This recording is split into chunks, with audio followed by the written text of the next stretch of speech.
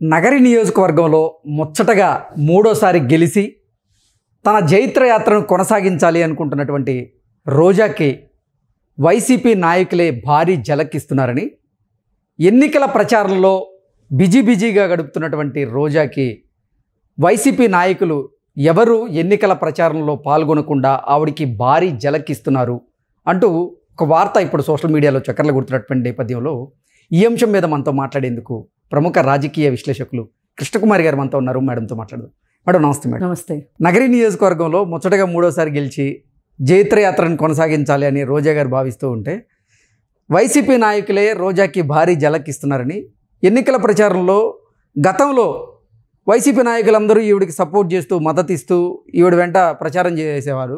కానీ ఈసారి ఎవ్వరూ అసలు ఈవిడతో పాటు ప్రచారంలో పాల్గొనలేదు, పాల్గొనేందుకు కూడా ఆసక్తిగా లేరు అంటూ కొన్ని వార్తలు బయటకు వస్తూ ఉన్నాయి. ఏంటి మేడం అసలు నిజంగా రోజా గారికి ఈసారి నగరి నియోజకవర్గంలో వ్యతిరేక పవనాలు వీస్తున్నాయా, ఓడిపోవడం ఖాయమా అంటే ఏం చెప్తారు? గెలుపు అయితే కష్టం రోజాకి ఈసారి. ఎందుకంటే ఇవాళ కాదు, రోజా గెలిచిన దగ్గర నుంచి, మంత్రి అయిన దగ్గర నుంచి కూడా ఆమె ప్రతికూల పరిస్థితులను ఎదుర్కొంటున్నారు. అంతకుముందేమో ఆమె జబర్దస్త్లో ఉన్నారు. ఇది ఎమ్మెల్యేగా గెలిచిన తర్వాత కూడా జబర్దస్త్లో ఉన్నారు. తర్వాత మంత్రి అయిన తర్వాత మటుకు ఆమె జబర్దస్త్ మానేశారు. అసలు ఆవిడ ప్రతిభ కంటే కూడా ఆవిడని జబర్దస్త్లో మానిపించడానికే జగన్మోహన్ రెడ్డి ఆమెకు మంత్రి ఇచ్చాడు. అంటే ఆమె అసలు మరీ విమర్శకుల నోట్లో రోజు నోట్లో నానుతుంది. ఆమె పిలిపే వైసీపీ ఎమ్మెల్యే రోజా అనట్లా, జబర్దస్త్ రోజా అంటున్నారు. అందుకోసం అని చెప్పి అందుకని ఆమెని వదులుచుకోలేడు, ఇదే పరిస్థితిలో ఉంచుకోను లేడు. ఇప్పుడు చంద్రబాబు నాయుడు పార్టీలోంచి, తెలుగుదేశం పార్టీలోంచి బయటకు వచ్చిన తర్వాత ఆమె చంద్రబాబు నాయుడు మీద ఎంత కత్తిగట్టిందో చూశాడు జగన్మోహన్ రెడ్డి. ఇప్పుడు ఇలాంటి మానవ బాంబు బయటికి వెళ్ళిందంటే మళ్ళీ ఇలాంటి పనులే చేస్తారని తెలిసి ఆమెని ఏడ్చి పిల్లోడికి నోట్లో చాక్లెట్ పెట్టినట్టు ఆమెకు మంత్రి పదవి ఇచ్చి కూర్చోబెట్టారు. ఓకే. అయితే ఆమెకు మంత్రి పదవి ఇవ్వటాన్ని జీర్ణించుకోలేని కొంతమంది ఆ రోజు నుంచినే శత్రువులు అయిపోయారు ఆవిడకి. అప్పటి నుంచే వ్యతిరేక పవనాలు వీస్తున్నాయి. కానీ ఆవిడ చాలా తెలివిగా పర్యాటక శాఖ మంత్రిగా దేశమంతా తిరుగుతుంది, కానీ నగిరి మాత్రం వెళ్ళట్లా, నగిరి నియోజకవర్గాన్ని. ఎందుకు అంటే అక్కడ వ్యతిరేక పవనాలు వీస్తాయి కాబట్టి, అక్కడ పరిస్థితులు బాగోవు కాబట్టి ఆమె తిరుపతి వెళ్ళినన్ని సార్లు ఉన్నా నగిరి వెళ్ళాల. అసలు నియోజకవర్గాన్ని గాలికి వదిలేసిందని చెప్పొచ్చు. అథవా ఒకవేళ పట్టించుకుంది అంటే ఎవరు పట్టించుకున్నారు అంటే ఆమె అన్నలు పట్టించుకున్నారు బాగా.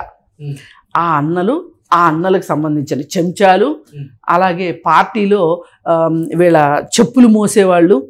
రోజాకు ఎవరో ఒకసారి చెప్పులు మోసారు, గుర్తుందా మీకు? వార్తలు వచ్చినాయా? ఈ చెప్పులు మోసేవాళ్ళు ఈమె అనుచరగణం అనమాట. అక్కడ వాళ్ళు హల్చల్ చేశారు. అక్కడ ఆ హల్చల్ చేయటంలో భాగంగా కొన్ని సెటిల్మెంట్లు, కొన్ని దరిద్రాలు, ఒక ఆమెకి జడ్పీ చైర్మన్ ఏదో ఇస్తామని చెప్పి ఆమె దగ్గర డబ్బులు తీసుకుని, ఆ డబ్బులు పోనీ నాకు పోస్ట్ ఇవ్వకపోయారు, నేను అప్పు చేసి డబ్బులు తెచ్చాను, నా డబ్బులను నాకు ఇవ్వండి అంటే ఆ డబ్బులు కూడా ఇవ్వటానికి ఏడిపించి అదంతా మీడియాలో వచ్చి, అసలు నిజంగా అంత రభస కనుక తెలుగుదేశం పార్టీలో జరిగితే వేరే రకంగా ఉండేది పరిస్థితి. ఇవన్నీ చేసిన తర్వాత ఈరోజు నువ్వు నేను గెలవటం కష్టంగా ఉంది అంటే 5 ఏళ్ళు నువ్వు గాడిదలు కాసావా? నీ నియోజకవర్గం ప్రజలకు సేవ చేసావా చెప్పు? ఫస్ట్ ఏం చేసావా నియోజకవర్గం ప్రజలకి? దందాలు, దారి దోపిడీలు తప్పితే ఏం చేసావు చెప్పు? ఏమీ చేయలా. కాకపోతే నీలాంటి నోరున్న వాళ్ళకి తట్టుకోలేక నీకు ఎమ్మెల్యే సీట్ ఇచ్చాడు. కానీ నీ ప్లేస్లో కనుక ఇంకొక మేల్ పర్సన్ ఉంటే కనుక ఎమ్మెల్యే టికెట్ వచ్చేది కాదు అసలు. ఓకే. నువ్వు చేసిన పనులకి. అంటే రోజాకి వాళ్ళ అన్నకి ఆకలి ఎక్కువని, కనపడిన భూములన్నీ మింగేశారని, ఇట్లా రకరకాల వార్తలు వచ్చాయి. 100 మాట్లాడుతున్నారండి. ప్రూఫ్స్తో సహా వచ్చింది కదా.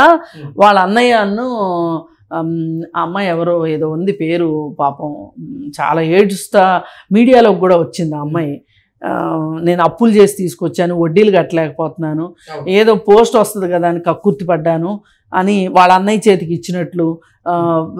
పైగా వీళ్ళు బ్యాంకులో కూడా వేయించుకున్నారు, వైట్ కూడా ట్రాన్స్ఫర్ చేయించుకున్నారు. ఇది మరీ విడ్డూరం. ఇన్ని పనులు చేశారు. వాళ్ళ అన్నయ్యే మ్యాక్సిమం చేసింది. అసలు నిజంగా రోజా పతనానికి సినిమాల విషయంలో కావచ్చు, బయట కావచ్చు, ఆమె అన్నలే ఆమెని దారిదోపిడీ చేసినంత పని చేశారు.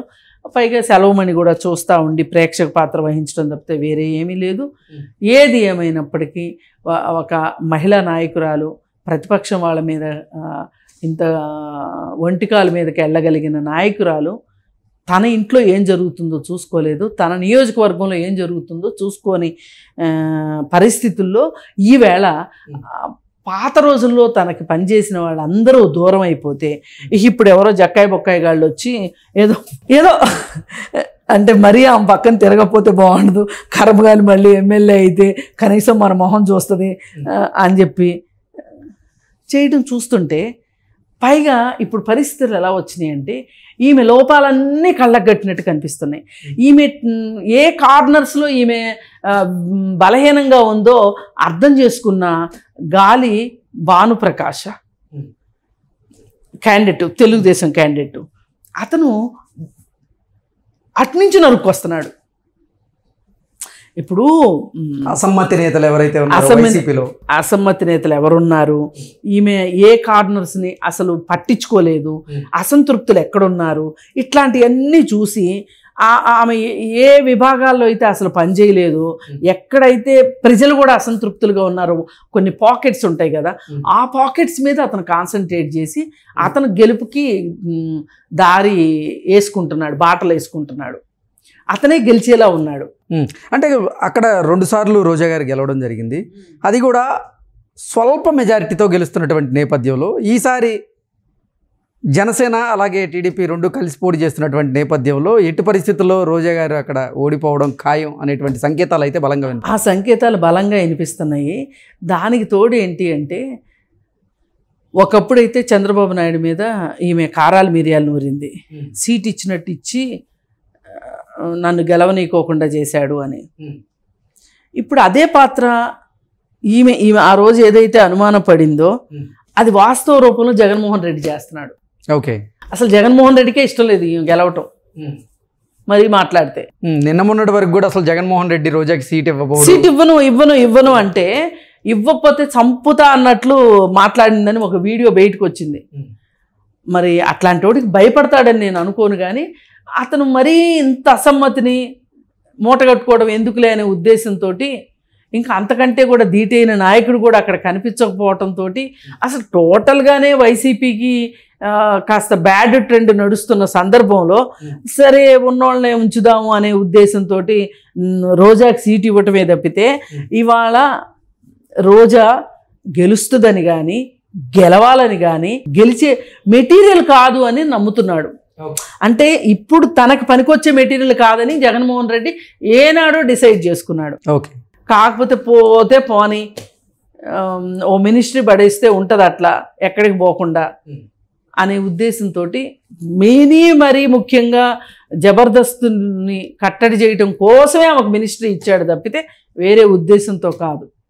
మరి ఈ పరిస్థితులు ఇవన్నీ చూసిన తర్వాత 5 ఏళ్ళు పట్టించుకోకుండా దేశమంతా తిరుగుతా, ఫస్ట్ 2 ఏళ్ళునేమో 3 ఏళ్ళునేమో 2.5 ఏళ్ళు అనుకుంటా జబర్దస్తులు చేసుకున్నావు, ఇప్పుడు 2.5 ఏళ్ళునేమో దేశమంతా తిరుగుతూ ఉన్నావు, నువ్వు నియోజకవర్గానికి ఏం వరగబెట్టావని అడుగుతున్నారు. అందుకే ఇవాళ నీకు ఈ పరిస్థితి వచ్చింది. ఇవాళ అసలు ఎవరూ నాకు కలిసి రావట్లేదు, ఎవరూ నాకు తోడలేరు, పార్టీ నాకు అన్యాయం చేస్తుంది అని కనుక ఎక్కువ తక్కువ మాట్లాడితే మూతి మీద పెట్టుకొడతాడు జగన్మోహన్ రెడ్డి. చంద్రబాబు నాయుడు లాగా ఊరుకోడు. అందుకని కొంచెం రోజా గెలిచిన ఓడినా కొంచెం నోరు జాగ్రత్తగా పెట్టుకుంటాం మంచిది. జగన్మోహన్ రెడ్డి జోలికి వెళ్తే మటుకు బాగోదు మరి. Okay madam, thank you so much. Thank you.